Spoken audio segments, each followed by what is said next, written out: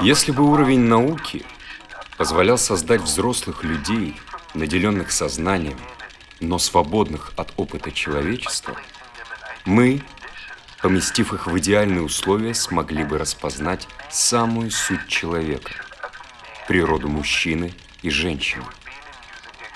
Это был бы забавный эксперимент.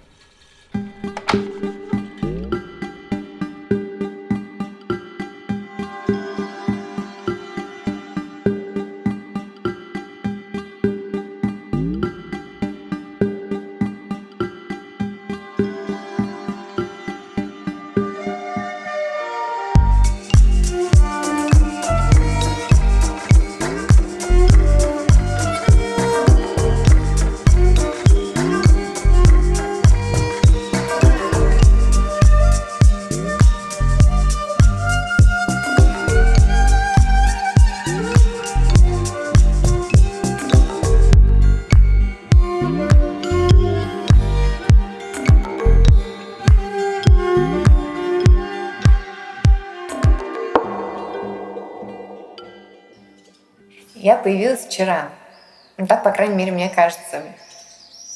Вероятнее всего, это именно так, потому что если и было позавчера, то меня тогда еще не существовало, иначе бы я это помнила. Какой-то внутренний голос мне подсказывает, что все эти подробности впоследствии могут оказаться очень важными для историков. Дело в том, что, по-моему, я эксперимент. Я эксперимент. Я эксперимент. Я эксперимент. Да, я положительно ощущаю себя экспериментом. Просто нельзя больше ощущать себя экспериментом, чем это делаю я. Поэтому я все больше и больше убеждаюсь в том, что это именно так. Я эксперимент. Ну а если я эксперимент, значит, эксперимент — это я. Нет, по-моему, нет. Мне кажется, все остальное тоже часть этого эксперимента. Я главная его часть, но и все остальное, по-моему, участвует в эксперименте тоже. Внутренний голос говорит мне, что превосходство покупается ценой неусыпной бдительности.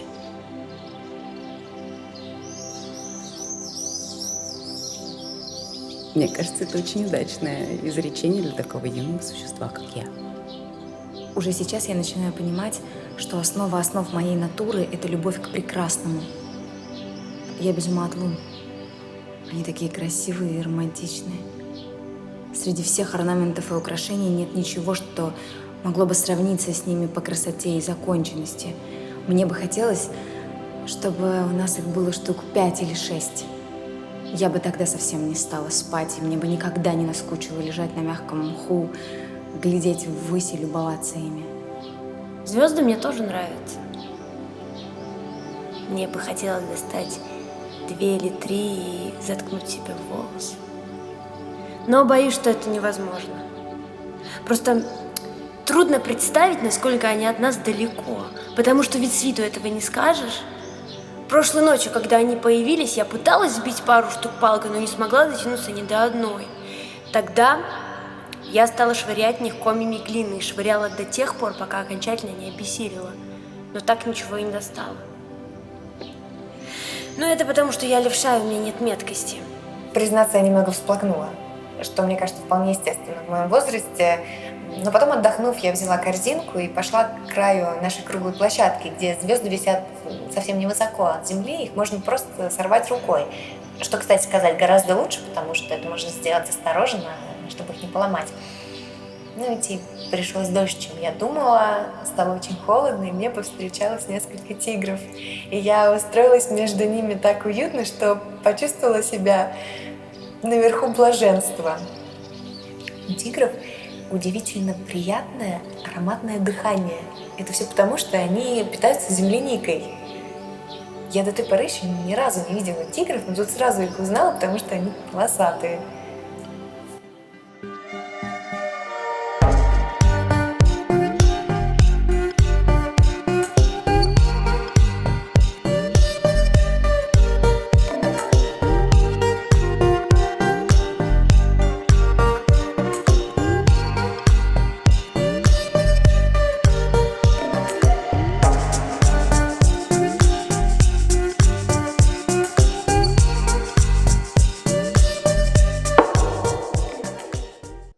Вчера после полудня я долго гналась за другим экспериментом на некотором расстоянии от него, чтобы выяснить, если удастся, для чего он. Мне это не удалось. Я думаю, что это мужчина.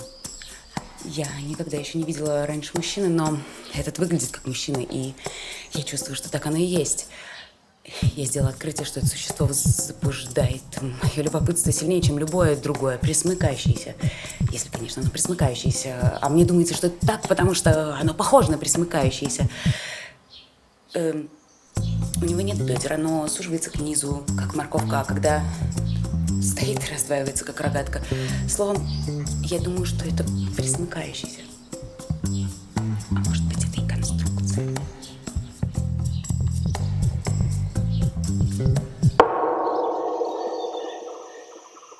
Сначала я боялась его и обращалась в бегство каждый раз, когда оно оборачивалось ко мне. Я думала, что оно хочет меня поймать. Но мало-помалу я поняла, что оно на самом деле старается ускользнуть от меня. И тогда я перестала быть такой застенчивой и несколько часов подряд гналась за ним ярдах 20 от него, в результате чего оно сделалось таким несчастным, и вид у него стал таким пугливым. В конце концов, оно настолько встревожилось, что забралось на дерево.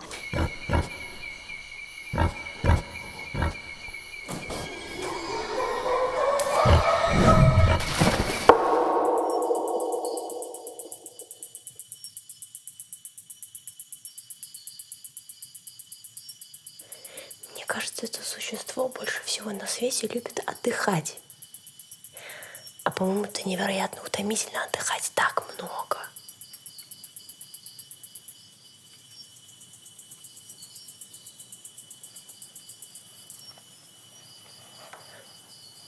Мне очень хочется узнать, для чего оно. Я еще ни разу не видела, чтобы оно что-нибудь делало.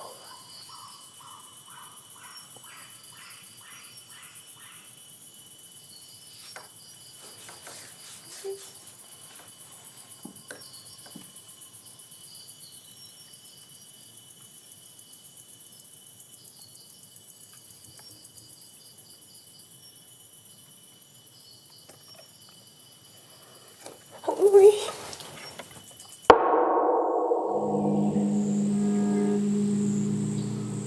У него низменный вкус и нет доброты. Вчера я отправилась к нему в сумерках, увидела, как оно слезло с дерева и пытается поймать маленьких пятнистых рыбок, которые плавают в озере. Мне пришлось пустить в ход комья земли, чтобы оно оставило рыбок в покое и залезло обратно на дерево. Неужели для этого оно существует? Неужели у него нет сердца? Неужели у него нет сострадания к этим крошечным тварям? Неужели оно задумано и сотворено для такого неблагородного занятия?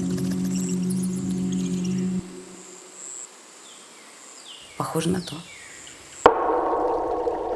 Швыряя в него землей, я попала ему один раз в голову, оказалось, что оно умеет говорить. Это приятно взволновало меня, так как я впервые услышала чью-то речь помимо своей собственной. Слов я не разобрала, но прозвучали они весьма выразительно. Когда я открыла, что оно обладает даром речи, мой интерес к нему повысился, так как я очень люблю говорить. Я говорю весь день и даже во сне, и мне очень интересно слушать. Но если бы мне было с кем говорить, то это было бы вдвое интереснее. Потому что тогда я смогла бы говорить никогда не умолкая, стоило мне только об этом попросить. Ну, впрочем, можно и не просить. Если пресмыкающийся мужчина, так ведь это не оно. Не так ли? Это было бы грамматической ошибкой, правда ведь? Мне кажется, в этом случае полагается говорить «он». Думаю, что так. Тогда склонение выглядело бы следующим образом. Именительный «он», Дательный ему. Предложный «аем». Словом, я буду считать его мужчиной и называть «он» до тех пор, пока не выяснится, что это нечто другое.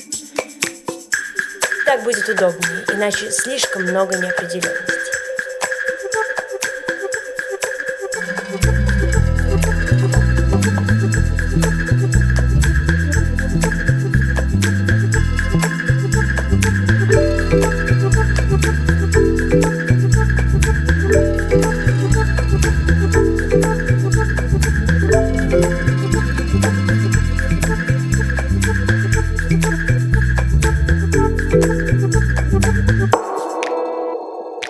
Целую неделю я не неотступно следовала за ним и старалась познакомиться.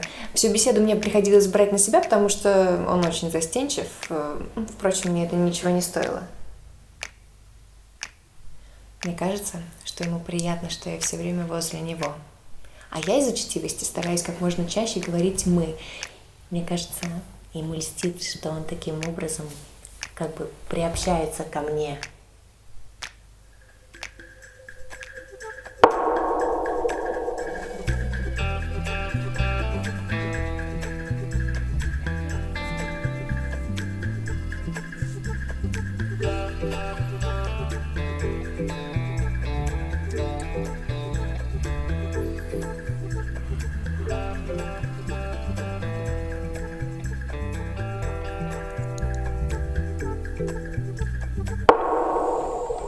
Это новое существо с длинными волосами порядочно-таки мне надоедает. Оно вечно около меня и ходит за мной неотступно. А мне не нравится это, я не привык к обществу.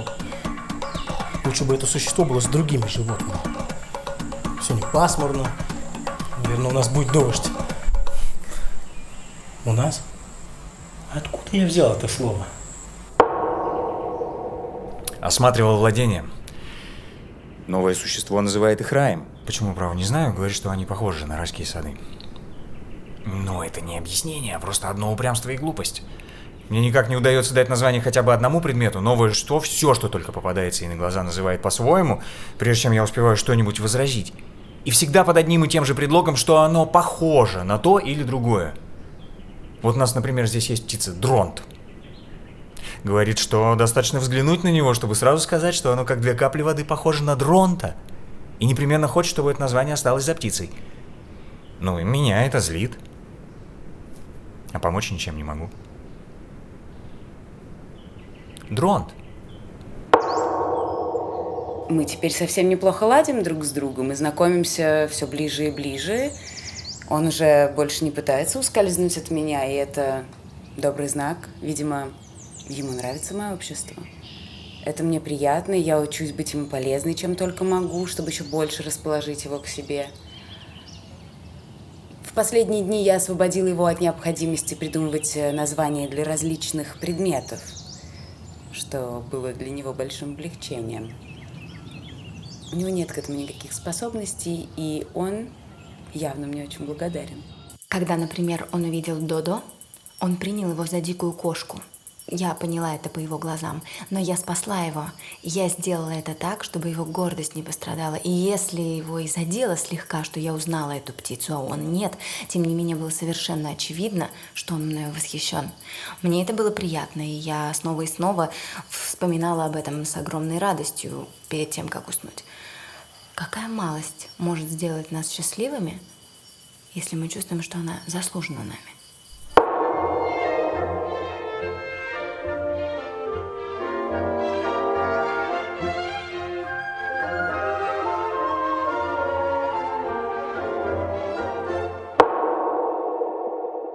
Вчера он избегал меня и, по-видимому, не хотел, чтобы я с ним разговаривала. Я не могла этому поверить, ведь я так люблю быть возле него, слушать, что он говорит. Как же это может быть, чтобы он стал относиться ко мне хуже, если я не сделала ничего плохого?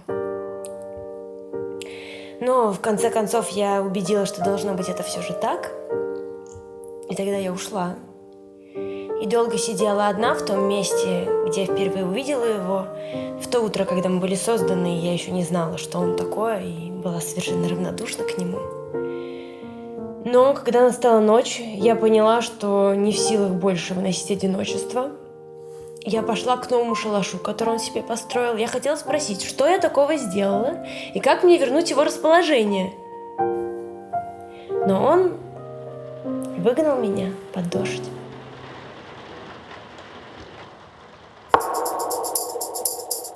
Тумки-тумки, тумки-тумки, тумки-тумки, тумки-тумки, тумки-тумки,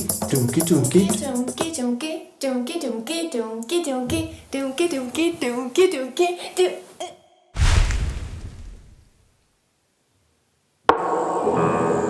Я даже построил себе шалаш от дождя, но и там меня не оставили в покое. Незванно, непрошено явилось новое существо, Когда я захотел выпроводить его, оно стало испускать воду из отверстий, которыми смотрит, и утирать их внутренней стороной своей лапы. При этом оно издавало такие жалобные звуки, которые я слыхал у животных, когда им бывает больно. Если бы оно только молчало. Но оно вечно без умолку тараторит. А эти новые звуки, они раздаются так близко около меня. То возле моего плеча, то под самым ухом, то с одной стороны лица, то с другой. Но я же привык к более или менее отдаленным звукам. Звукам, несущимся издалека. Из этих напоенных молчанием пространств. Как хорошо и спокойно было здесь раньше.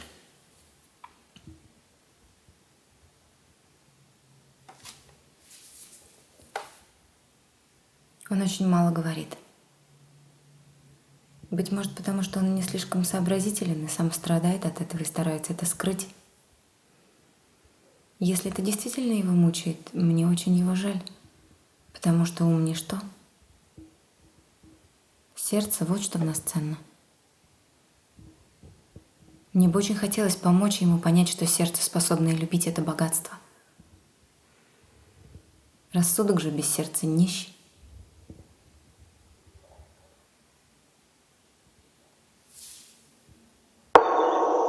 Сегодня утром я сообщила ему мое имя, думая, что ему будет интересно, но он не обратил никакого внимания.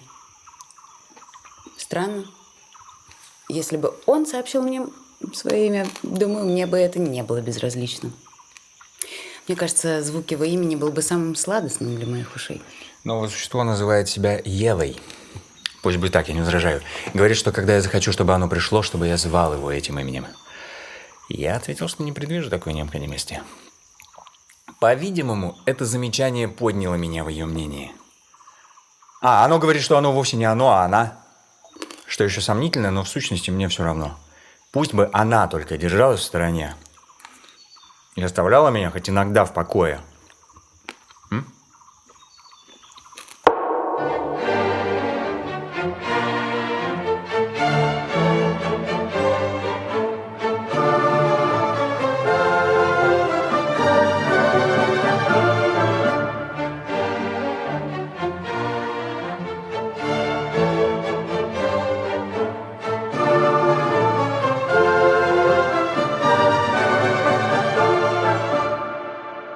В понедельник поздно вечером я опять увидела его на минуту, но только на 1 минуту. Я надеялась, что он похвалит меня за усердие, с которым я приводила наше владение в порядок. Ведь я работала, не покладая рук, и побуждения у меня были самые лучшие. Но он ничем не выразил своего одобрения, повернулся и ушел. Теперь все хорошо, и я счастлива. Но там были очень тяжелые дни для меня, и я стараюсь не вспоминать о них. Первое, что бросается в глаза – взаимное притяжение, мощное влечение. Что с ним станет, если запретить им сближаться? Если придумать страшное наказание за познание друг друга? Если запретить даже говорить об этом запретном плоде впрямую?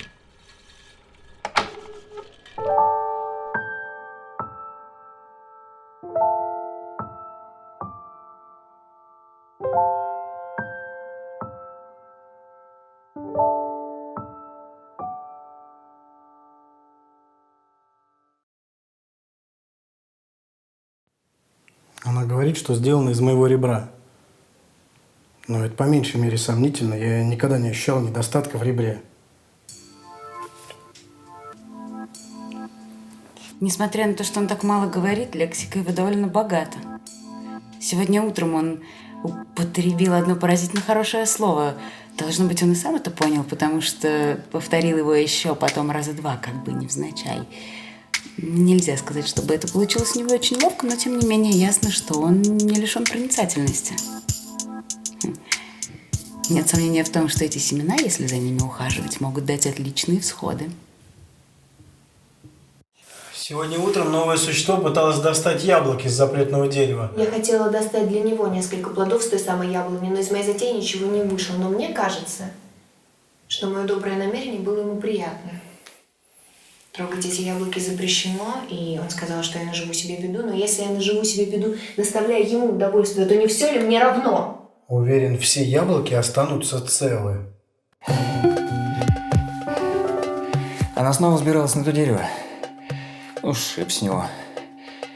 Говорит, никто не видел. Как будто это достаточное оправдание для такого поступка. Высказал ей это.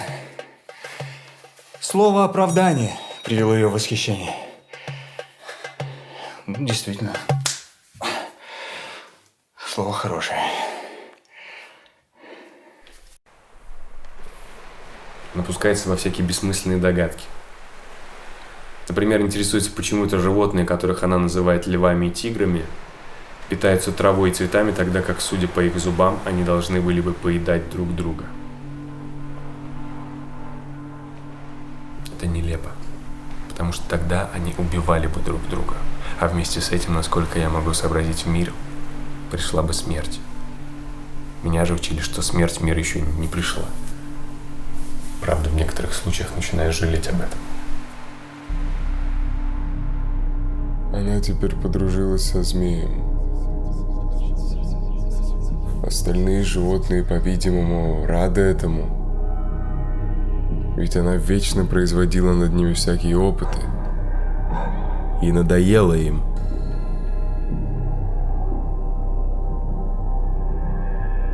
И я рад, что змей с ней разговаривает.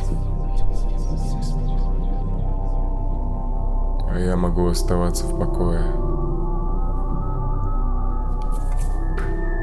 Она говорит, что змей советует ей попробовать плод с того дерева, уверяя, что результатом этого будет глубокое и полное познание.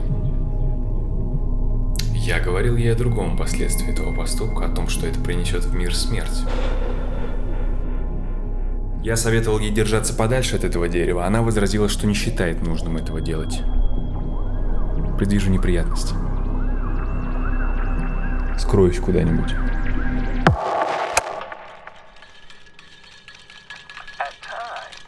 Порой одиночество кажется значительно более легким испытанием, чем напряженные тщетные попытки достичь взаимопонимания.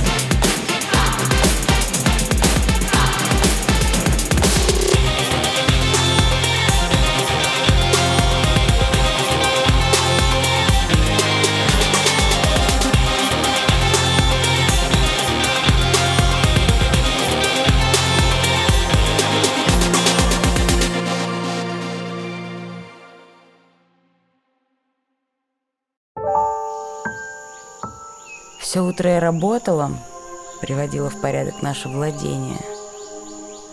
И нарочно старалась не попадаться ему на глаза в надежде, что он соскучится и придет. Но он не пришел. В полдень, покончив с дневными трудами, я отдыхала, играла с бабочками, пчелами, нежилась среди цветов, этих прекраснейших созданий Божьих, которые ловят в небе улыбку Творца и хранят ее в своих чашечках. Потом нарвала цветов, сплела из них венки, гирлянды, украсилась ими, позавтракала второй раз, как всегда, яблоками, другими. Потом сидела в тени, томилась, ждала, но он не пришел. Жалко. Я была так очаровательна в эту минуту. Вторник, среда, четверг и сегодня. Все эти дни я не видела его. Трудно так долго быть одной, но все же лучше быть одной, чем являться непрошенной. Однако я не могу обходиться без общества. Мне кажется, общество — это моя стихия, и я завожу дружбу с животными. Они умеют говорить и разговаривать со мной, но должно быть это какой-то иностранный язык, потому что я не понимаю ни слова. Все эти дни мы так чудесно проводили время, и я ни разу не почувствовала себя одинокой. Одинокой? Нет. Нет. И она помешана на красках. Коричневые скалы, желтый песок, серый мох, зеленая листва, синее небо, Жемчужно-розовая заря. фиолетовые тени в ущельях, золотые островки облаков в багряном океане заката. Бледная луна, плывущая среди рваных туч. Алмазная россыпь звезд, мерцающая в безграничном пространстве. Все это, насколько я могу судить, не имеет ни малейшей практической ценности. Но раз в этом есть краски и величие, для нее этого достаточно. Она совершенно теряет голову. Если бы она могла не суетиться так, и хоть изредка, хоть 2-3 минуты побыть в покое, это было бы необычайно отрадное зрелище. Мне кажется, в этом случае на нее было бы приятно смотреть. Я даже уверен, что мне это было бы приятно, так как я начинаю замечать, что она на редкость миловидное создание. Стройная, Гибкая, изящная, проворная, округлая, грациозная. ловкая. И как-то раз, когда она мраморно-белая и вся залитая солнцем стояла на большом камне и, закинув голову, прикрывая глаза рукой, следила за полетом птицы в небе, я понял, что она красива.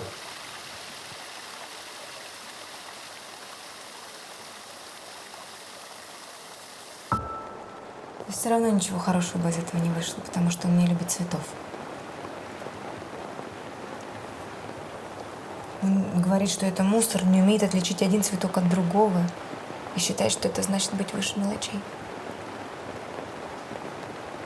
Он не любит меня, не любит цветов, не любит красок вечереющего неба.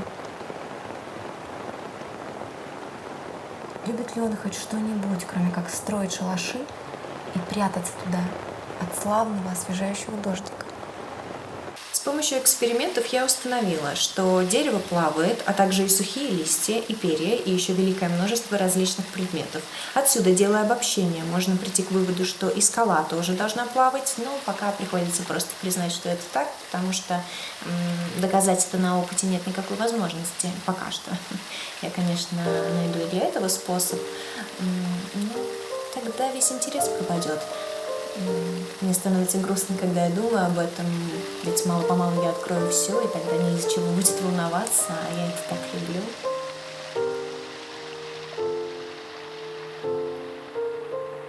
Прошлую ночь все никак не могла уснуть. Прежде я не могла понять, для чего была создана. Но теперь, мне кажется, понимаю. Для того, чтобы раскрывать тайны этого мира, полного чудес. И быть счастливой. И благодарить Творца за то, что Он этот мир создал. Я думаю, что есть еще очень много тайн, которые мне предстоит раскрыть. Я думаю, что это так. И если действовать осторожно и не слишком торопиться, их должно хватить не на одну неделю.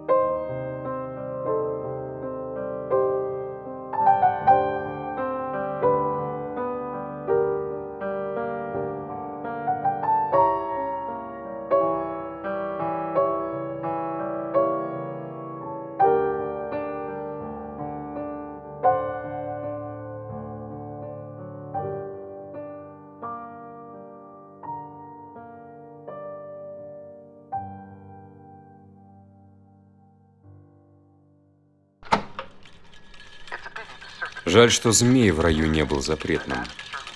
Тогда Адам наверняка съел бы и его.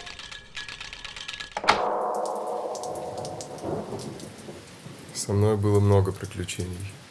В тот же самый вечер я ускользнул от нее и, сломя голову, скакал всю ночь на коне, стараясь выбраться за пределы рая, чтобы скрыться в какой-нибудь другой стране, прежде чем начнутся бедствия. Но мне это не удалось. Вскоре после восхода солнца я проезжал по цветущему лугу, на котором мирно паслись, дремали и играли друг с другом тысячи различных животных. Вдруг они разразились бурей ужасающих криков. Каждое животное стремилось пожрать своего соседа. Я понял, что случилось. Ева съела запретный плод, и смерть явилась в мир. Пиздец. Я не был недоволен тем, что она пришла, ибо пища у меня была скудная. А она принесла с собой несколько яблок с того дерева. И я был так голоден, что поневоле съел их. Это было против моих принципов, но я нахожу, что принципы хороши, когда человек сыт. Затем мы подобрались к тому месту, где была звериная битва. Нашли там несколько шкур, и я заставил смастерить ее парочку костюмов для прогулок. Костюмы эти, правда, не совсем удобны, но зато стильны. А это в одежде важнее всего. Она говорит, что нам приказано жить здесь трудами рук своих. Будет работать под моим наблюдением. Бог создал человека, когда разочаровался в обезьяне. После этого он отказался от дальнейших экспериментов. Когда я оглядываюсь назад, мне кажется, что наш сад привиделся мне во сне. Он был прекрасен, упоительно прекрасен, несравненно прекрасен. А теперь он потерян для нас, и я его больше никогда не увижу. Оказывается, она считает меня виновником нашего бедствия. Это мне нравится.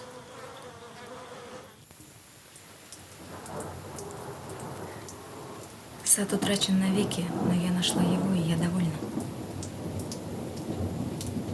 Он любит меня, как умеет, и я люблю его со всем пылом моей страстной натуры, как мне кажется, подобает моему возрасту и полу. Когда я спрашиваю себя, почему я люблю его, мне ясно, что я этого не понимаю. Некоторых птиц я люблю за их пение. Но Адама я люблю вовсе не за то, как он поет. Нет, не за это. Чем больше он поет, тем меньше мне это нравится. Я люблю его не за его сообразительность, нет. Какой бы он ни был, это не его вина, ведь он не сам себя создал. Тут была проявлена особая мудрость, я в этом совершенно уверена. Со временем его умственные способности разовьются, хотя, может быть, это произойдет не сразу. Да и куда спешить? Он достаточно хорош и так.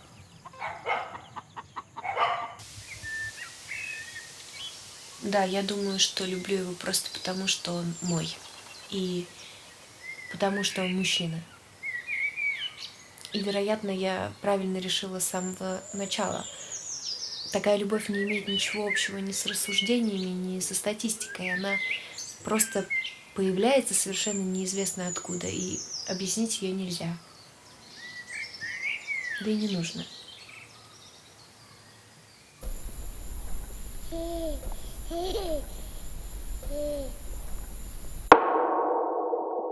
Оба они мальчики. Мы уж давно поняли это. Нас сбивало с толку, что они появились такими крошечными, в необычном для нас, незаконченном виде. Теперь к ним прибавилось еще несколько девочек. После всех этих переживаний я вижу, что ошибался насчет Евы. Лучше жить с нею вне рая, чем без нее в раю. Вначале я и находил, что она очень много болтает. Теперь же мне было бы грустно лишиться звука этого голоса. Я благословляю несчастье, которое свело нас и научило меня ценить доброту ее сердца и нежность ее характера. Вокруг людей куча, но меня не будет. Я хочу, чтобы ты почувствовал, каково это. Вокруг людей куча, но меня не будет. будет. Я хочу, чтоб ты почувствовал, каково это. Там, где была она, был рай.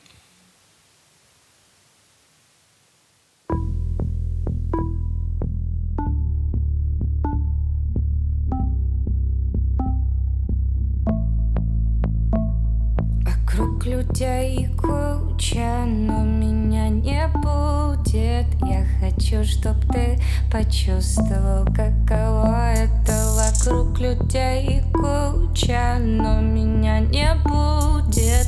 Я хочу, чтоб ты почувствовал, каково это.